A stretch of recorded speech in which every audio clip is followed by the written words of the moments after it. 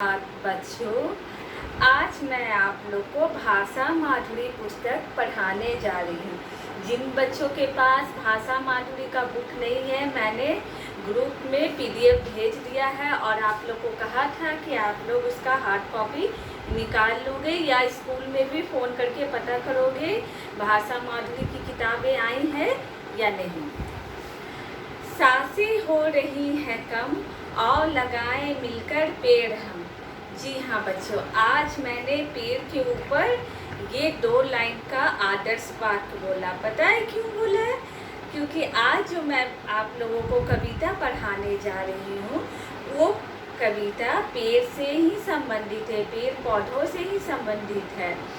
और इस कविता का शीर्षक है अगर पेड़ भी चलते होते। तो आप सभी अपनी अपनी बुक, कॉपी, पेंसिल, रबर लेकर बैठोगे, ठीक है। सबसे पहले हम CW लिखेंगे। मैंने यहाँ CW लिखा है। आज का डेट, आज का दिनांक है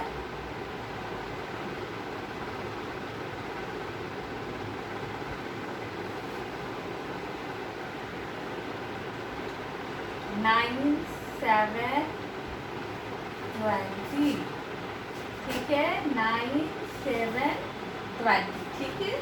और मैं यहाँ पर इसका शीर्षक पाठ 8 अगर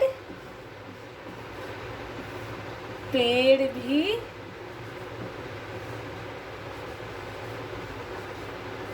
चलते होते।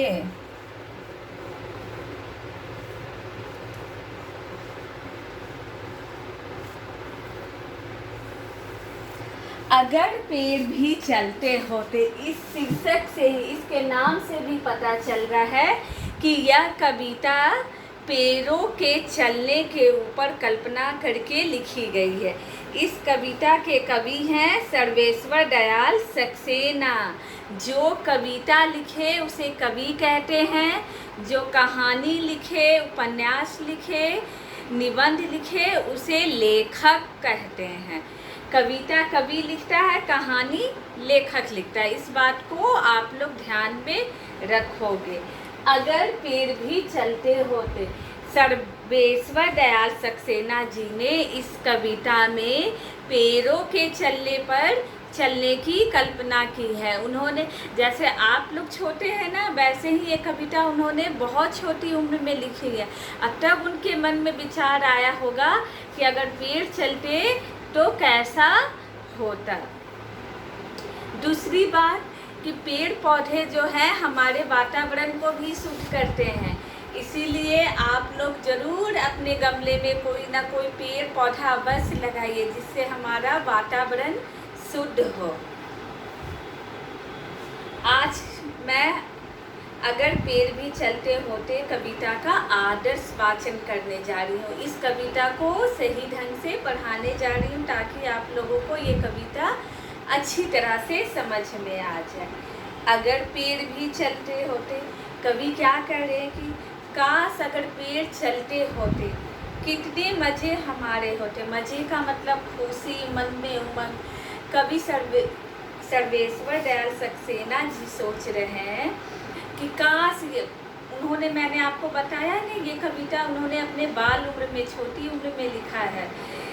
तो वो जब बच्चे थे तब वो सोचते थे पेड़ों को देख के कि काश पेड़ चलते हैं तो कितना मज़ा, मुझे कितनी खुशी मिलती हमें अगर पेड़ चलते। बांध तने में उसके रस्सी जहाँ कहीं भी ले जाते। आप यहाँ फोटो में भी देखोगे एक बच्चा जो है पेड़ में रस्सी बांधे हुए है। ये तना है पेड़ का। नीचे वाले भाग को जड़ कहते हैं, बीच वाले को तना। ये पत्तियाँ हैं, ये फूल हैं, फल हैं, ठीक है। पेड़ के 5 भाग होते हैं और छोटी छोटी डालियाँ भी हैं इसमें। तो अगर पेड़ भी चलते होते कितने मज़े हमारे होते। अब यहाँ बच्चे का चित्र इसी बात को दिखा रहा है कि ये कविता कवि ने अपने बचपन में लिखी है।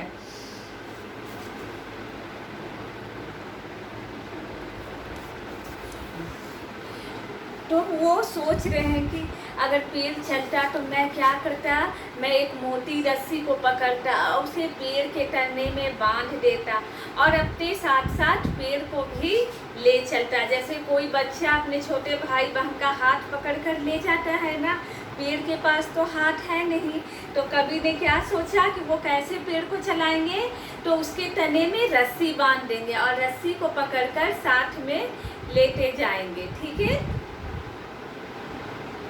अगर कहीं पे धूप सताती, गर्मी के दिनों में, गर्मी के मौसम में धूप कितना कड़ा रहता है, हम बिना छाते के निकल नहीं पाते हैं। अगर हम लोग कहीं जाते भी हैं तो लगता है कि काश हम लोग कहीं ठंडी जगह पर बैठे होते।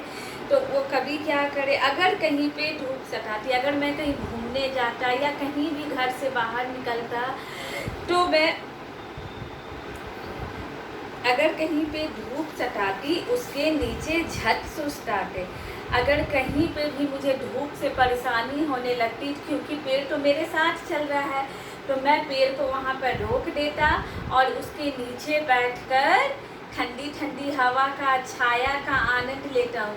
आप लोग को पता है, बड़े बड़े पेड़ हो और उसके नीचे अगर हम बैठेंगे, चाहे कितनी भी गर्मी रहेगी तो हमें थोड़ी ठंडक और राहत मिलती है। इसीलिए हमारे पूर्वज पहले के ज़माने में लोगों के आंगन में आम, अमरूद, पीपल, बरगद, तुलसी तो छोटा पौधा होता है, ये सब पेड़ों को लगाना अपनी प्रतिष्ठा समझते थे, साथ ही ये वातावरण को शुद्ध रखते हैं। इसीलिए ये क्या कह रहे कभी कि अगर कहीं पे धूप सताती है उसके नीचे झट सुस्ताते। यानी मैं उस पेड़ के साथ चल रहा था, मुझे कहीं भी धूप से बहुत तंग आ जाता, बहुत परेशानी होती कि अब नहीं चला जा रहा है, तो पेड़ को सामने यहाँ खड़ा कर देता, इसके नीचे बैठ जाता और मुझे राहत और ठंडक मिलती। जहाँ कहीं भी वर्षा हो जाती उसके नीचे हम छिप जाते। फिर कभी कल्पना करता है, अभी सबसे पहले उसने गर्मी के मौसम की चर्चा की, अब वो कभी किसकी चर्चा करे, बारिश की मौसम की। अभी कौन सा मौसम है, बारिश का मौसम है। अब कभी कह रहे हैं कि पेड़ के साथ मुझे तो धूप में छाया मिला ही मिला।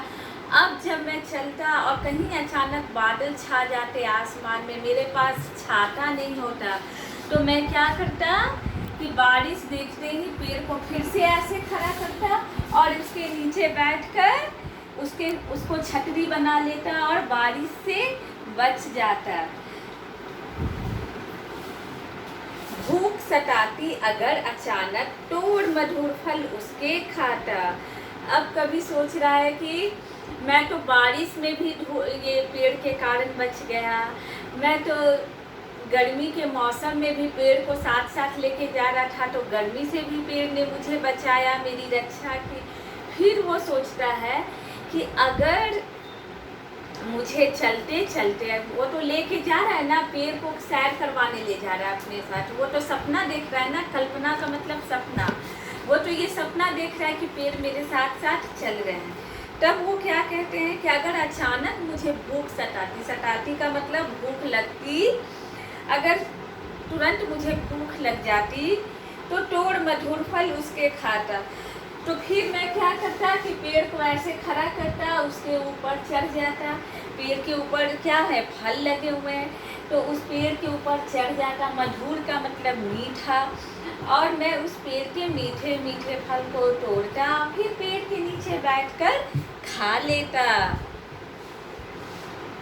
आती कीचड़ बाढ़ कहीं तो ऊपर उसके झट चढ़ जाते। अब वो सोच रहा है कि बारिश के मौसम में ही ना बाढ़ आता है, अभी बारिश का मौसम चल रहा है और दक्षिण बिहार में आप लोग समाचार सुनते हैं तो देख रहे हैं ना कि कहीं कहीं पर बाढ़ आई हुई है। तो बाढ़ का मतलब होता है अधिक वर्षा से नदी का जल स्तर जब बहुत अधिक बढ़ जाता है तो क्या करती है, नदी पानी को गाँवों की ओर ले जाती है। तो अब कभी क्या कहते हैं कि अगर बारिश के मौसम में मुझे कहीं कीचड़ मिल जाता है या बाढ़ आ जाता है, यानी गांव में बारिश का पानी जमा होने लगता, तो मैं क्या करता कि पेड़ को खड़ा करता और उस पर तुरंत चढ़ जाता। इस तरह से इस छोटी सी कविता में कवि ने हमें क्या क्या चीज़ें बताई? पेड़ों के महत्व के बारे में बताया। दूसरा, कवि ने पहली बात क्या की कि पेड़ों के महत्व के बारे में बताया है। दूसरी बात कि पेड़ हमें क्या क्या देते हैं। पेड़ हमें बारिश से बचाते हैं, पेड़ हमें धूप से बचाते हैं, पेड़ हमें फल फूल देते हैं, पेड़ हमें ठंडी हवा ऑक्सीजन देते हैं, पेड़ वातावरण को शुद्ध रखते हैं। तो ये छोटी सी कविता में कवि ने अपनी कल्पना के साथ साथ पेड़ों के महत्व के बारे में हमें समझाया है। अब हम इस कविता से कुछ कठिन शब्द चुनेंगे। अगर पेड़ भी चलते होते कितने मजे हमारे होते। मजे का मतलब हम पहले लिखेंगे। सबसे पहले हम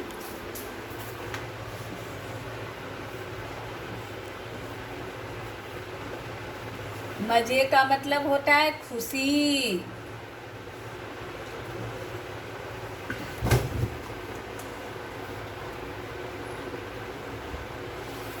नंबर 2 में हम जाएंगे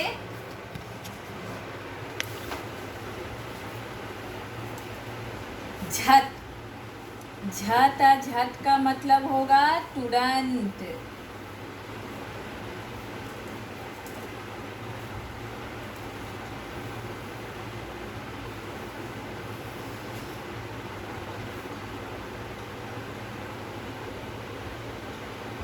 सताती का मतलब परेशान करना।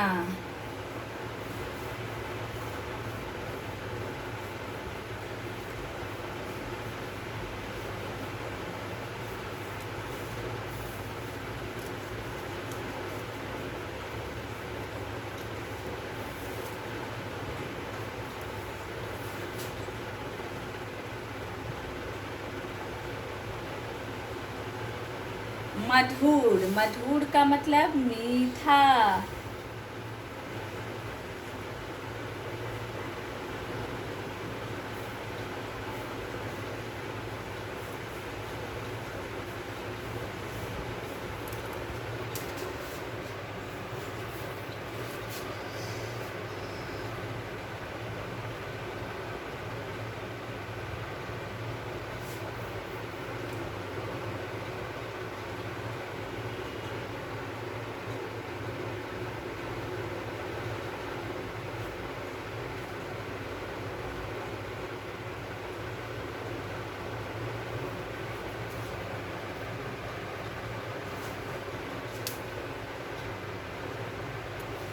बाढ़। बाढ़ का मतलब होगा पानी का तेज बहाव।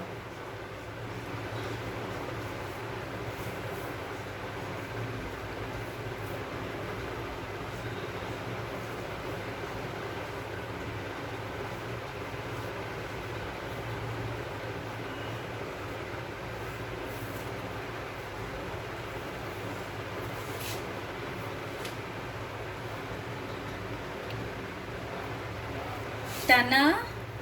तना का मतलब पेड़ का एक भाग, पेड़ का अंग, इसको लिखेंगे पेड़ का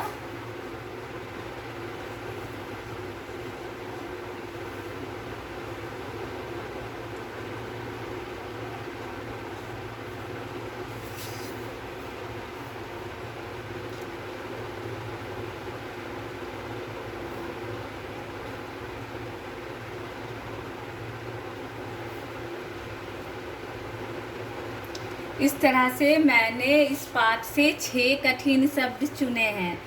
पहला है मजे। मजे का मतलब खुशी। झट का मतलब तुरंत। सताती का मतलब परेशान करना। मधुर का मतलब मीठा। बाढ़ का मतलब पानी का तेज बहाव। तना का मतलब पेड़ का अंग। ठीक है। अच्छा बच्चों, अब मैं आप लोगों को ये बता रही हूँ, इतना लिखने के बाद आप लोग पेज नंबर 34 पर आएंगे। ठीक है, पेज 34, इसी पुस्तक का पेज 34।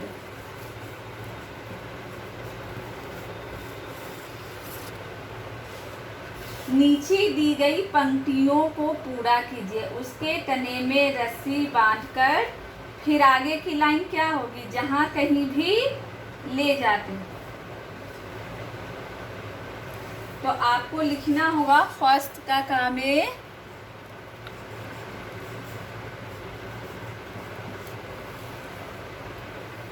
जहां कहीं भी ले जाते।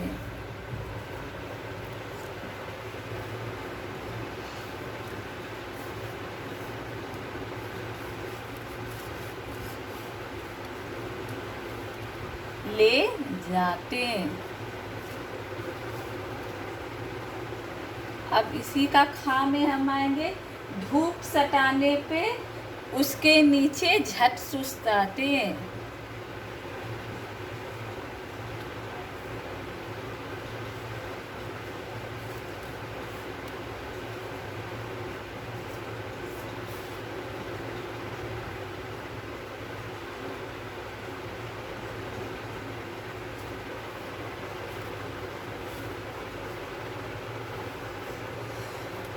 वर्षा होने पर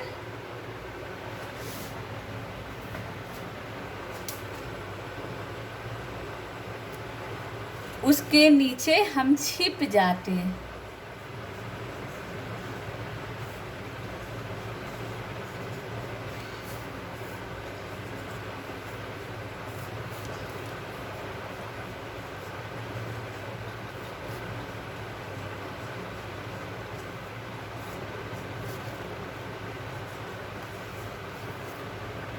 भूख सताने पर तोड़ मधुर फल उसके खाते।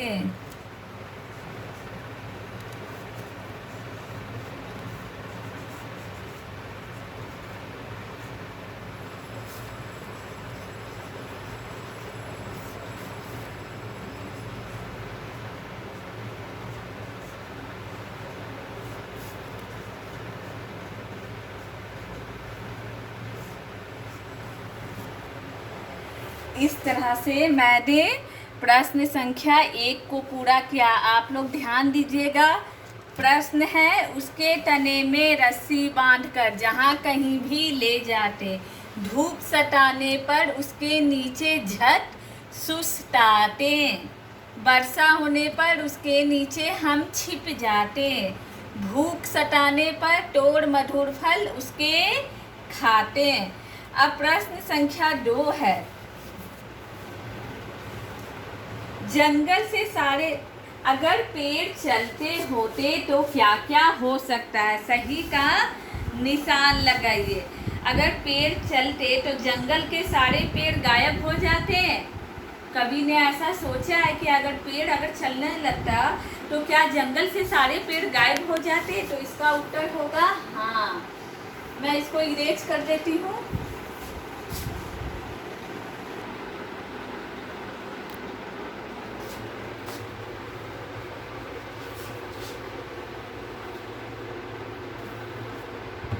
प्रश्न संख्या 2 जो है सही गलत का निशान लगाने वाला है। जंगल के सारे पेड़ गायब हो जाते हैं, तो 2 का काम में होगा, आप सही का निशान लगाएंगे।